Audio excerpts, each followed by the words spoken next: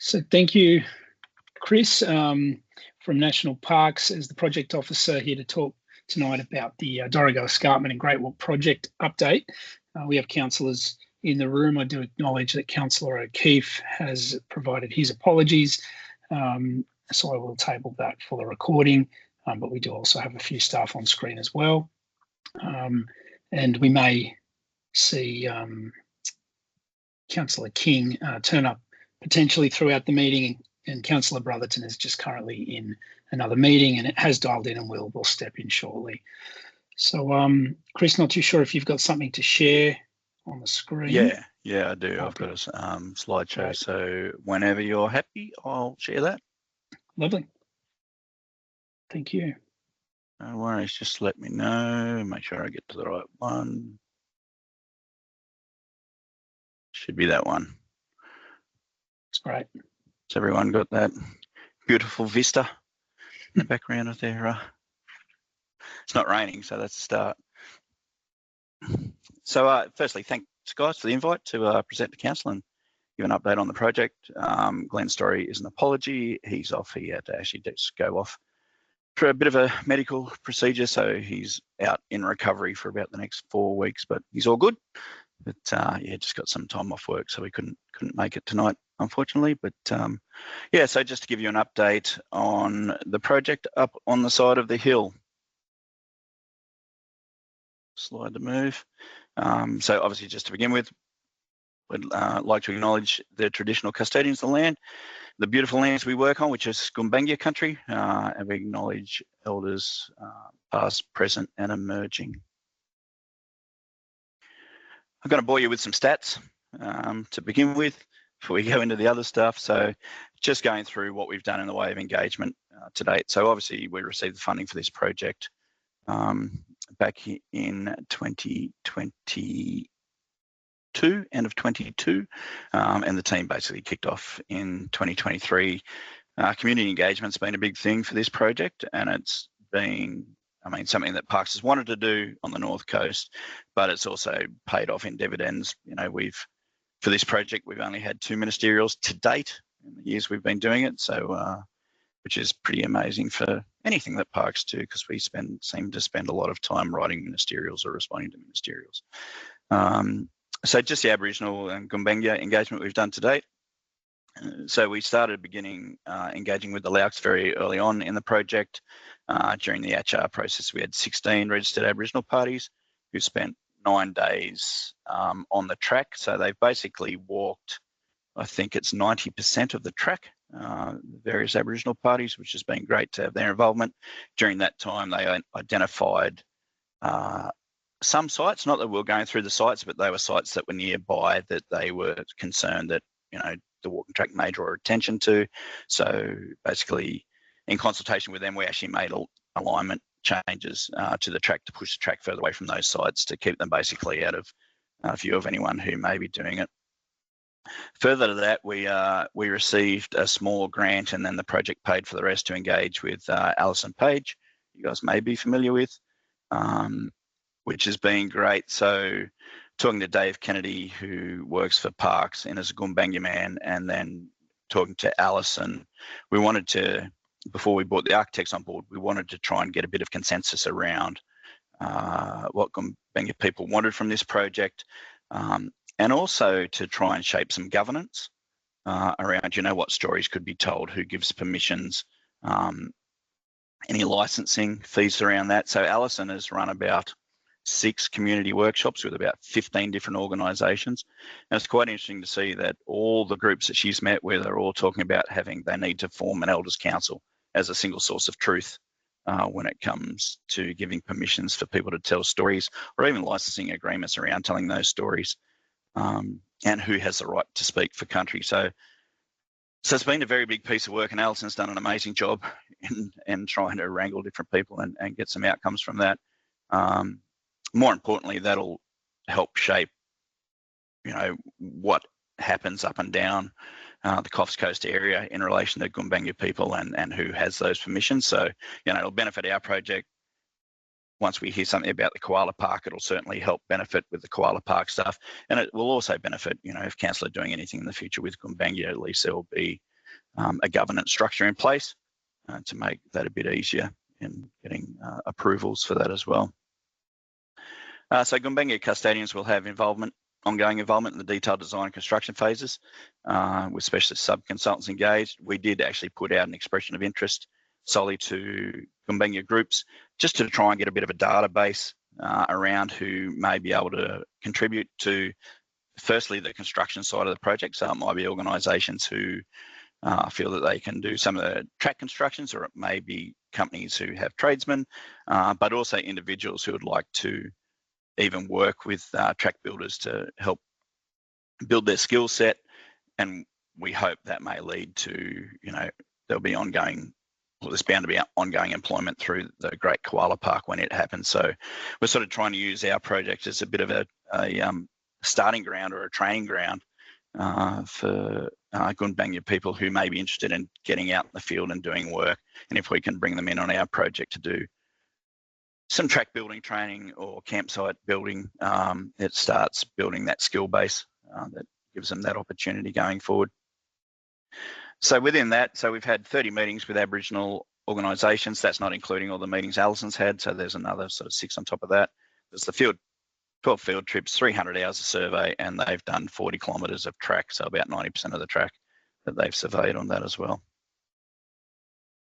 As far as community engagement, so we've been doing a lot of community engagement. The draft plan and management master plans were displayed for 90 days from October 23 through to January 24. We had 167 submissions. Some of those submissions were from various groups who would sort of just rinse and repeat. They'd get someone would write an email and then you'd get exactly the same email with a different signature on it. Some of the feedback on that was, and it sort of flowed into the ref, was about, the bigger concerns around the size of the arc on the escarpment and around the walking track and basically a bit around pathogens and control of pathogens, which I'll talk about in a moment anyway. But, there was there's a little bit of hatred, but the vast majority, there was a lot of support actually, and it surprised me where some of the support came from. Like the National Park Association, had concerns, but they were generally supportive. So that was good to see. The REF, so the Review of Environmental Factors, was exhibited in February for the walk. Had 2,500 views, 421 downloads, and we received 40 submissions. Some of the submissions were extremely detailed, pages and pages. One submission said, "Looks great, get on with it." So there was quite a varied amount of responses in there. If you broke it down, it was probably 50% were positive, 50% had concerns. So, which we don't actually think is probably a bad hit rate, because it's generally people who have concerns are the first ones to respond. So it's nice that 50% of people who supported it responded as well. Currently, the Rainforest Centre ref's on public exhibition through to the 16th of June. So council should have a copy of that. If not, let me know and I'll make sure you get it. But it's on the website for that to review as well. So far to date in community engagement, we've had 87,000 Facebook reaches, 11,900 web page views, 8,000 different users, 4,900 video views, 1,000 document downloads. We've had between face-to-face meetings and group briefings, we're over 100, we're 105, 7 workshops, 8 newsletter updates. There's another one about to go out and 1 information session. And we've got another, obviously talking to you guys tonight, and then I'm actually addressing the Dorrigo Business Chamber on Tuesday night. So with the REF, the conclusions that came from the REF when it went out. So basically with the Rainforest Centre, overall the REF concludes that there would be no, so this is from the consultants and then our input and whatnot, then reviewing that. So it concludes there would be no major impacts, only minor negative impacts to the local environment and some part of the community during construction of the Rainforest Centre. During the operation, there'll be negligible impacts. Impacts have been avoided and or minimised wherever possible, and I'll actually talk through that through design of specific safeguards.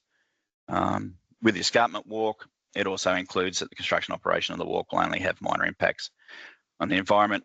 the values of the parks given the design and mitigation actions proposed.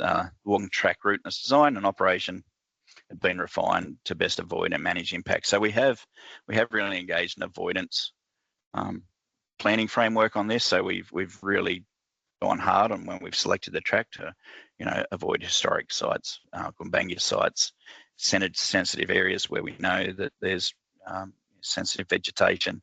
And obviously when we're building the campsites, we're using the previously disturbed sites. All the access tracks are existing SNIG tracks or fire trails. So we're really trying to minimise the impacts for those. With the swing bridges, so we're actually installing 5 swing bridges on the walk, so it'll have more swing bridges than any walk in New South Wales. And the main reason we did that was to keep people out of the rivers, to reduce that impact on the rivers as well. So one of the main things that came up through the REF and even when we did the master planning was around introducing more people into the environment and pathogens and diseases through there. So look, we already know that Phytophthora citrid fungus and myrtle rust are already in the rainforest. What we want to try and do through this project is actually put things in place to try and prevent the spread or minimise the spread of those diseases that are already present. So we're looking at a heap of hygiene infrastructure and protocols which will help reduce the risk. So you can see over on the right-hand side, there's a person using a boot wash station. We've actually just purchased 10 of those. So some of those will be installed at the Rainforest Centre.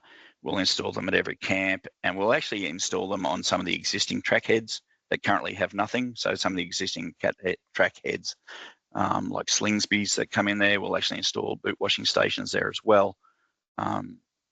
Just to try and trap people who are coming in and make sure that they actually clean their boots and stuff, as well as this is one of the few walks in New South Wales as well that will have a walk briefing prior to leaving on the track. So it's a compulsory briefing because the track begins at the Rainforest Centre. People come, they'll have to sit down and go through basically a half an hour briefing, and go through cleaning of their gear, all the hygiene protocols, what you can, you can't do while you're basically on the walk as well. And they will also be given a booklet in relation to all that. So we can control those who are booking through the walk. It doesn't mean that we can control everyone who enters the park, but what this project has allowed us to do is actually buy some of those extra boot washing stations and put them at some of those uncontrolled track heads in the hope that people will be responsible and use them. Education interp for park users. So I talked about those hiker briefings and the importance of caring for country. We will close the track during severe weather events, and there will be seasonal closures for recovery during wet periods. And as part of the REF, we do have in there that we will undertake ongoing pest disease and weed monitoring and management programs. And it's something, just talking to the steering committee, that I have for this project, and it goes quite high up the ranks at the moment. There is a push within parks to hold themselves accountable to make sure that they actually follow through with the REF and the outcomes of the REF and the controls of the REF. Moving forward, in the past, it's really probably been a little bit lax and no one has actually gone, are we actually doing this? But there's a real push from the top down to make sure that that's happening now. You'll also see on the right-hand side there, we were quite fortunate, and some of the council may have seen these photos before down the bottom. So a couple of years ago, we sort of suggested to the team that we put some trail cams out just to keep an eye on what can happen in the possibility of a large rain event. So we put some trail cams out on the river. So the river on the left is just your normal flow. It was the rain event where we had 500 mil basically overnight in Dorrigo. And subsequently, that was the river level on the right-hand side during the night. So we estimate that the river rose about 3 metres in that one rain event. So it really gave us a good indication of how much water will come down those catchments. Wow. Yes. Sorry there, Chris, we've got a question there from the Mayor. Steve, have you got yes, sorry. to it?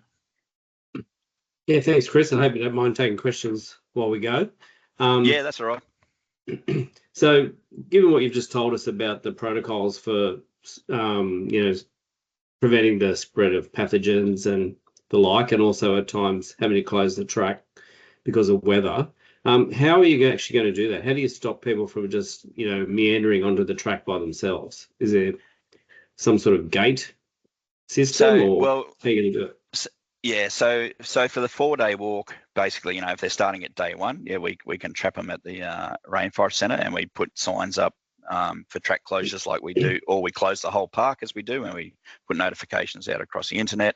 At the Rainforest Centre, we can put notifications at the boot wash stations.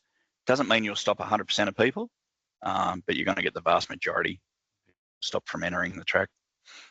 Right. So one of the other things that we've got there, Steve, is we've been looking at the modelling around how we actually adequately resource this walk. So we've been looking at a track ranger model, where we would actually have a ranger whose job it is basically walk the track and help police, what goes on at the camps. So we've been looking at different models around that and how we can do that to make sure that we've got sort of eyes on at least part of the track for most of the time as well. Yeah. Okay. Thanks, mate.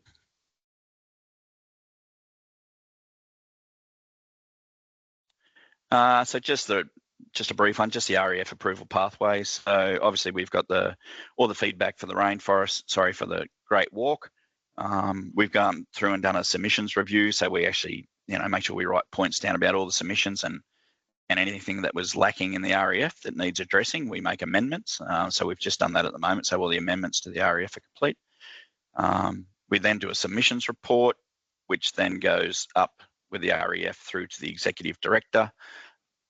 And then once the executive director has signed off, we have actually asked the executive director to refer it to the Commonwealth for approval, just because it is in such a sensitive environment. So we don't necessarily have to send it to the Commonwealth, but the project team has asked we send it to the Commonwealth. 2 reasons. 1, we think the Commonwealth should have a look at it. We've had some pre-meetings with them anyway. And 2, if the REF goes up and someone decides to put in an objection, the Commonwealth will pull it in anyway.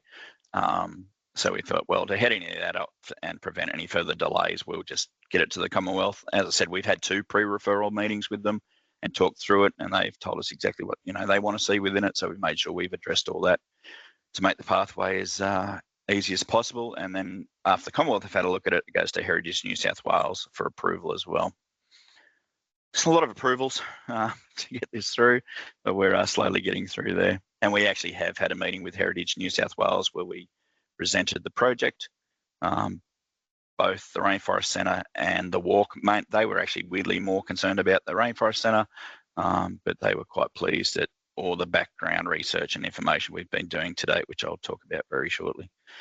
So as far as the REF for the Rainforest Centre, we're not going to refer that to the Commonwealth because it's already being done on quite a disturbed area. We're basically replacing a building with a building, and then where we're doing the arc compared to the size of, well, not the impact, because it's not a huge impact with the walk, but we are obviously having more impacts with the walk with campsites, and then we're putting a trail that goes 46 kilometres long. So we won't refer that one to the Commonwealth. It'll just go up through National Parks for approval, but it does have to be signed off by Heritage New South Wales as well.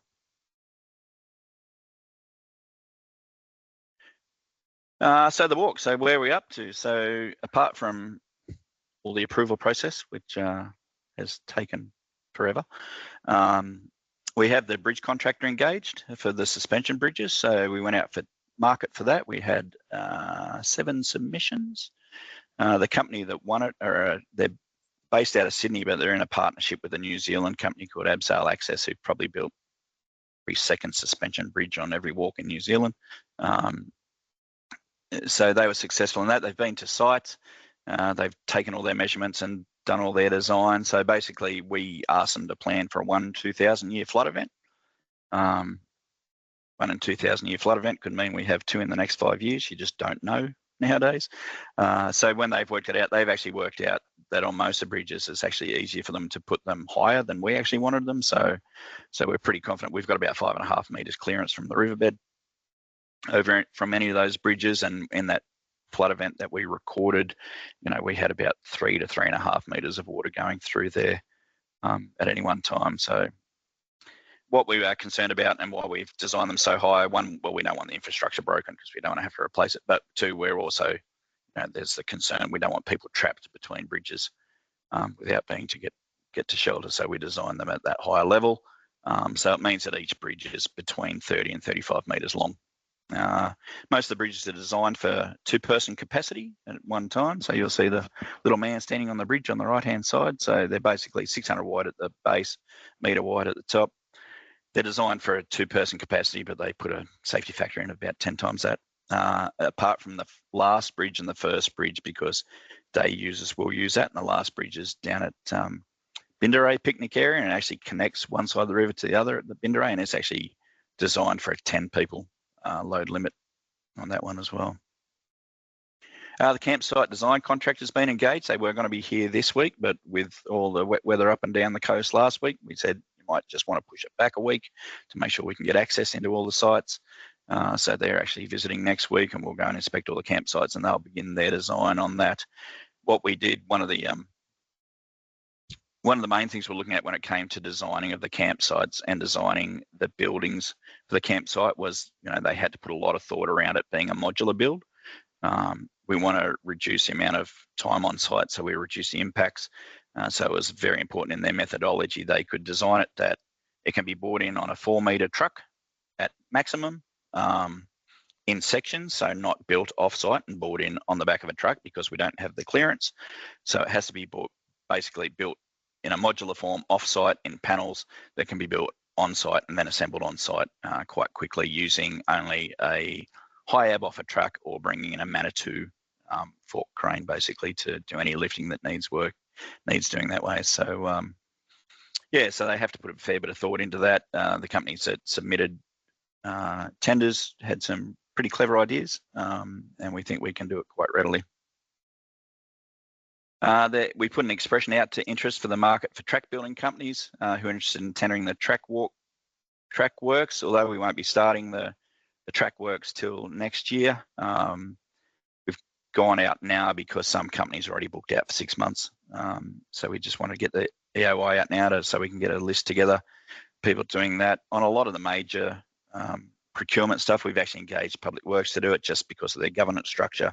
And when I have to pass it up the line to get quite large purchase orders signed off, that National Parks has confidence that it's been done by a third party and it's all the governance is right. We have reports and recommendation reports, etc. on that as well.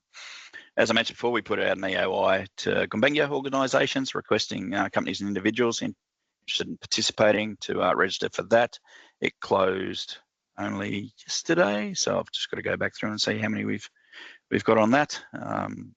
And part of that is too that, if we have track builders on site and they're like, we would like to engage a couple of, Gumbaynggirr youth to work with us on this track, which will be part of the contract requirement. We can actually have a database ready to go where we can assist them by giving them names and contacts. As part of the works too, we've had to have access agreements for the construction works through about 3 private properties, and there's one property that we need an ongoing access agreement with for ongoing maintenance and servicing one of the camps, and they've all been signed up, which is really good. Yeah, so just those pictures you can see, obviously that's one of the suspension bridges. I think that's bridge 2 on there. And then just some of the original concept stuff around the communal camp, kitchen, and then just how they're looking to modularly build it as well. But that was just on the tender submission. It's not detailed design by any means. As far as the Rainforest Centre goes, so we have engaged an architectural firm. So it's pronounced 100 different ways. So Tara, they've been engaged for the design of the Rainforest Centre and the arc itself. They've done visitor centres, including the Penguin Parade down at Phillip Island. They've done the Puffing Billy at Dandenong Ranges down there as well. So they've got a fair bit of experience in designing visitor centres. They're currently working on the 20% design sketch, so just basically getting space diagrams and layouts sorted out so we can review that. What we did do as part of the project, we spent a fair bit of time doing tree mapping. And then we actually did what we call a heat map on that. So you can see on the right-hand side there, all those red blobs. So we had an arborist in. We got him to survey all the trees, anything over 150 millimetres. He did a condition report, species report on those. So he's mapped all that out for us. Then we actually got a surveyor in and we actually surveyed all those trees. So he could then produce a map, which you can see on the screen there. But then leading on from that, we engaged internally with one of our Gondwana experts and Andrew Turble as well, to actually go through and look at the trees and go, well, we know what they are, we know what their health is, you know, how important are they as far as how rare are they, what are they like as a habitat tree? So, you know, it might be a tree that's not in great condition, but it's a really important habitat tree, and a number of other things. So then getting all that information, compiling it, we could go then place a rating against every single tree that's in the impact zone. And what that does is help us actually plan the path of the arc. So that's obviously that overlay there is just from the master plan, and the architects are looking at that now. So we've given it them and said, hey, well, here's all the important trees. You know, they're all rated. When we design the arc, yes, it may be a slightly different shape, but we're doing that to avoid taking out any of these really important trees. So, so they've got all that information and they're working on that now. Oops, sorry. The Glade Temporary Centre, so up at the Glade picnic area, we are building a building up there. Originally, it was sort of planned to be a temporary thing, but when we did all the calcs on it, it could actually be really handy having it up there for future education events and for events for the community. So it's been designed, we've been out to market for that, and it's just awarded the tender. Everything about that centre in the Glade, one of the benefits of having that up there is we can actually make everything from the car park through to the building, through to the amenities, all AS 1428 compliant, which means it's a very inclusive area that people can come to the rainforest. And from that point to, it's actually, they call it wheelchair accessible. It's not 18 AS 1428, but to get down to walk with the birds is what they call assisted wheelchair access down through there. So it provides a really good area for people to be able to experience the rainforest who may have access problems. So the initial presentation I mentioned before, we presented the heat mapping and everything that we've done in the past to the Heritage New South Wales. So there's about 30 people on their panel that we presented to. It was very well received. They were very impressed with the amount of effort we've gone into with the heat mapping stuff to try and minimise our impacts. We are almost completed the purchase of the neighbouring land on Dome Road there for the car parking. So we hope to have that finalised. Will it be finalised before the end of this financial year? We have been in initial talks with Council about Dome Road and a diversion to Dome Road and a land swap. So now that we know we're approaching finalisation of that, we'll continue those talks. And then, yeah, further meetings to be held with the Council in relation to that. The other thing we've done is we've been talking to Council and we've put in plans, and we've actually got a section 68 about installing a booster pump up on the water tanks at a Dorrigo water supply and running a new line that cuts in down on Waterfall Way, because we've found that there's not enough head pressure for fire hydrant requirements at the Rainforest Centre at the moment. So we looked at a number of different options, from installing tanks on our site with pumps, because we actually have to do the depot as well, to actually installing a diesel pump up at the water tanks on Council's site. And boosting it that way. Parks will maintain it forever and a day, but we're just actually setting the pump and cutting in a new line to it on Council land. But Council will actually, anything within that tenure, around that tank tenure, Council will do those works, obviously at a price, and we will fix them up for doing those works for us. So I just need to follow up with Council and work on some dates for that now that we have the section 68. As far as timelines, so the campsite design will be completed by the end of this year. So will the bridge builds. The campsite builds will start next year, and the walking track construction will start next year for completion in early 2027, weather depending, hopefully. With the Rainforest Centre, the design will be complete by the end of this year. The Glade building will be completed by January, February, and the construction of the Rainforest Centre we're anticipating will start around late March next year and go through till late 2027. Just some other works we've been doing around the place. So some of you may be familiar with the Never Never picnic area. We've actually renamed the Never Never Balaga because people get really confused about our Never Never and your Never Never. They come up to our Never Never and think they're going to find a river to go swimming in, and they get very disappointed. So it's actually nowhere near the Never Never River, so we've renamed it Balaga.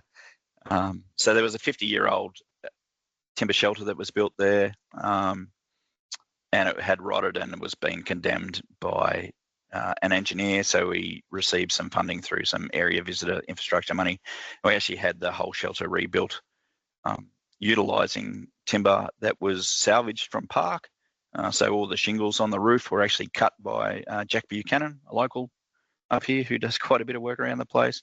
So he made all the shingles. A company from Kempsey actually did the build because of the wet weather, and we were doing some other road works. They actually went in and labelled the old structure piece by piece, pulled it all apart.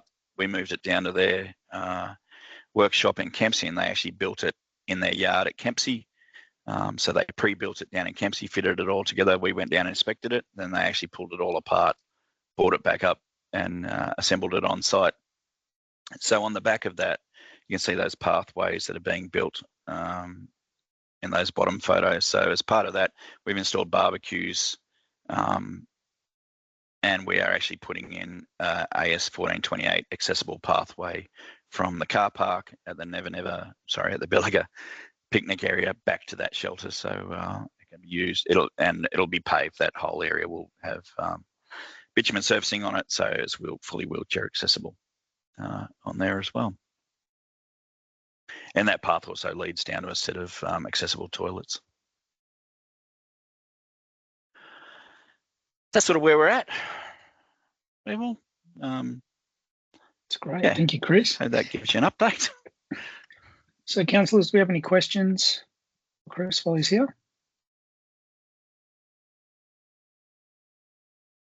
I do, but I can't get my camera to work. Yeah, thanks, Councillor Fenton. There's a couple of us having those issues as well, but feel free to fire away. Okay. Yeah, sorry, it just goes sort of pink. Yes, I had two questions. Thanks, Chris. That's an amazing amount has happened. I had two questions about, one was about the increased housing pressure on Dorrigo community and to a lesser extent the rest of the Shire. I know we've discussed this before with it's Glen, isn't it? Yep. Yeah. That was my first question about where that's up to. Yeah, so as far as, and I'm not sure, and to be frankly honest, Jenny, I'm not sure how far Glenn's got to. What we've been doing on the sideline is, and this is part of the reason I'm actually meeting with the chamber next week, is one, to talk about the project, but the other thing I want to get them to do is try and, for us, compile a list of available like stuff that's Airbnb and stuff at the moment that's not long-term anyway. That's all the short-term stuff that we can actually utilise for when we have construction going on up here. So we're not taking away from the long-term rental market. And we're also in talks with the caravan park up here around just cabins and that sort of stuff as well. So we're trying to get together a list of other accommodation options that hopefully don't take away from long-term rental markets up here around that as well. So as part of those, and I may have mentioned before, so as part of those hydrant works we're doing, we're actually running a new line down behind the existing caravan park. So it'll be a new 100 mil main that's pressurised off the tanks. And we've actually been talking to the caravan park owner saying, listen, this gives you the opportunity to actually tap into this main, because he's at the stage where he's got plenty of land, but he can't expand because he can't meet the requirements for fire hydrants and fire protection. This will actually give him the opportunity to do that and give him the ability to install more modular cabins, etc., which will actually be a benefit to us as well if he gets that done in time. So it allows him to expand and also provides us other accommodation options for contractors. Being the size of the project, you will have some contractors that are here, like the guys who are obviously the primary design contractors primary contractors will be here for the duration, but they may have team 4 and 5. A lot of contractors will come in for maybe a couple of months at a time and be gone. So hence why we're chasing that shorter term accommodation. And if we can utilise Airbnbs over what's already, long-term rentals, that's what we're trying to avoid, basically. We don't have a magic answer for that, and I don't think anyone does. But yeah, that's sort of what we're looking to do. Thanks. Some of it will be down in Coffs Harbour too, Jenny. So like some of the bridge works and some of the track works will actually be based out of Coffs Harbour because it's easier to access it from Coffs Harbour than it is from Dorrigo. So some of that will be down the Coffs area. Okay, and post-construction, I know you had initial meetings with the Housing Matters Action Group and interested people. Yeah.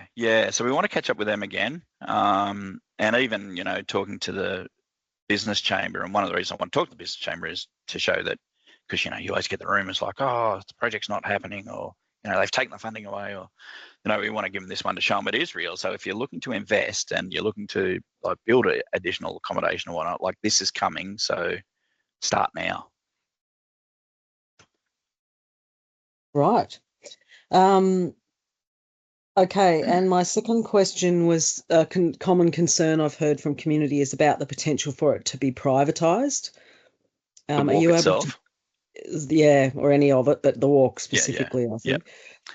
Yep. So we hear that a lot as well. So what the intent is that it won't be privatised.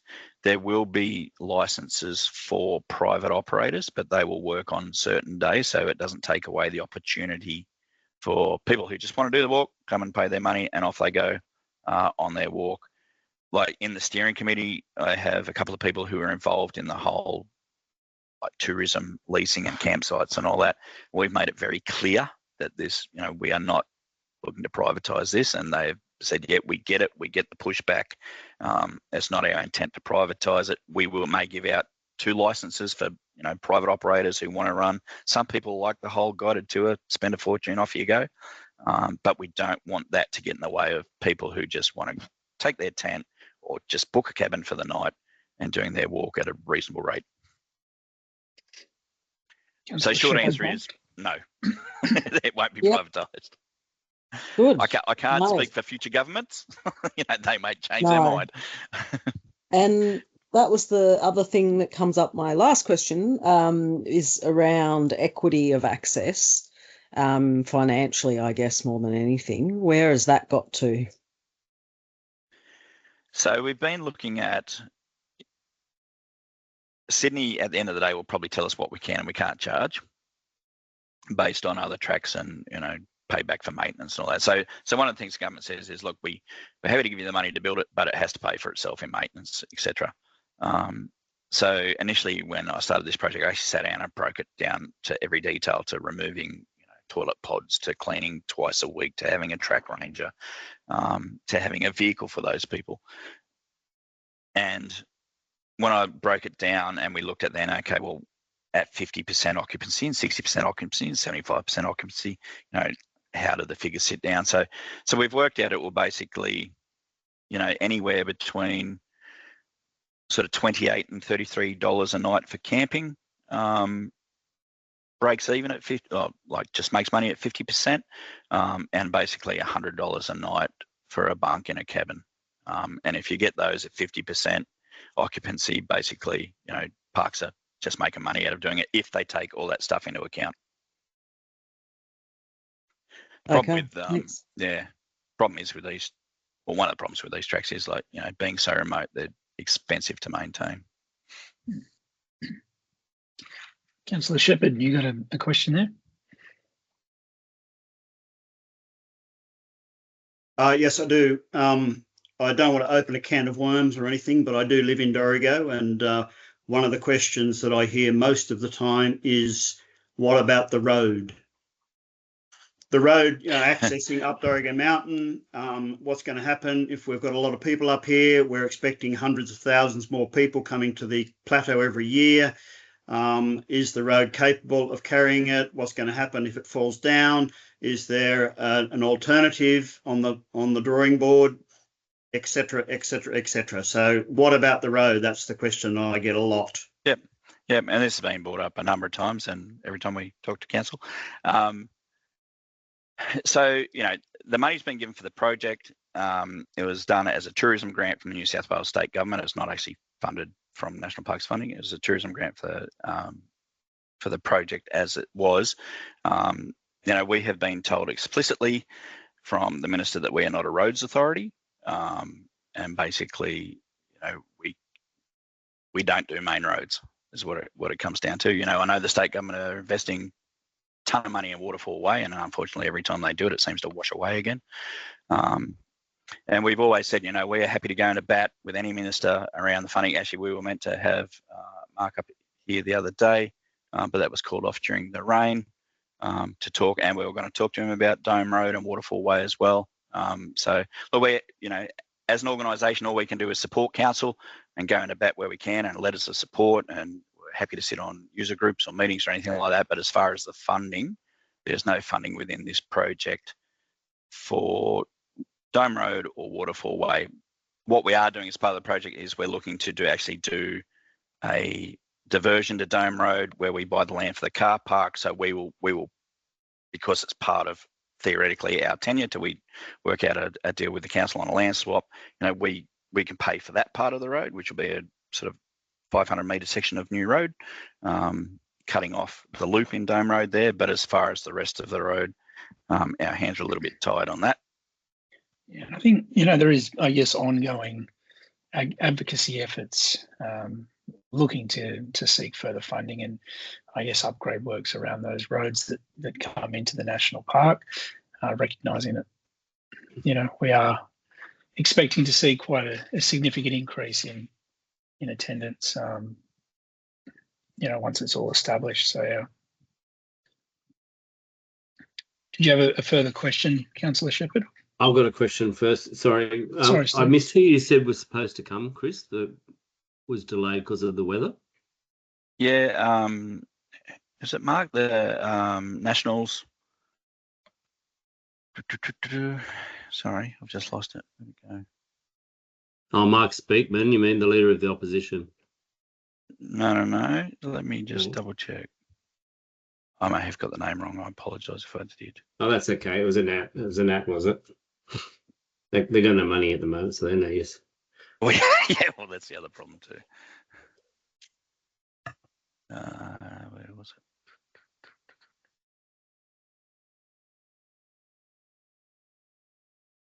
Must admit, I'm not from the area, so I forget who the police are around here.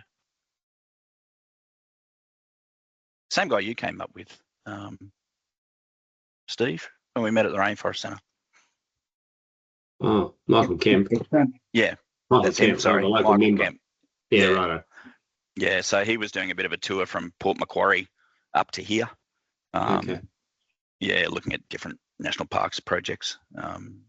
Yeah, but that was all called off, obviously, with the landslips and the rain last week. So that's being rescheduled for some time. I'm not sure when.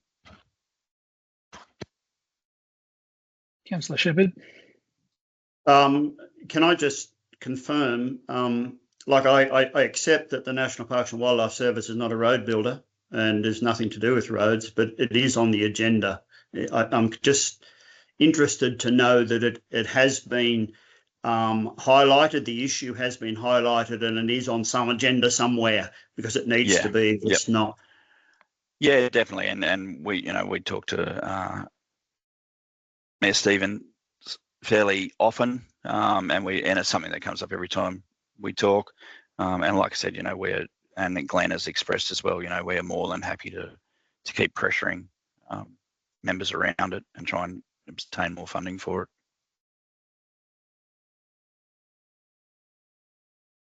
Yeah, great, thank you, Chris. Appreciate feedback, councillors. Is there any further questions? No. Anything further you wanted to add, Chris, prior to wrapping up? Or no, not so much. But look, we talk to council quite regularly in their planning department, and we'll continue to do so while we get some of this other things sorted out. But it's they've been very helpful so far, which has been really good. appreciate their assistance with that going forward. So, and Fantastic. yeah, good luck with hopefully the flood recovery's not so bad for you guys down there. Yeah, thanks, Chris. All Yes, right, well, Chris. yeah, we appreciate your time. Thank you for attending tonight and running us through the updates. It's great. No worries at all. Lovely. All right, thanks guys. Talk to you later. Thank you. Wait. See ya.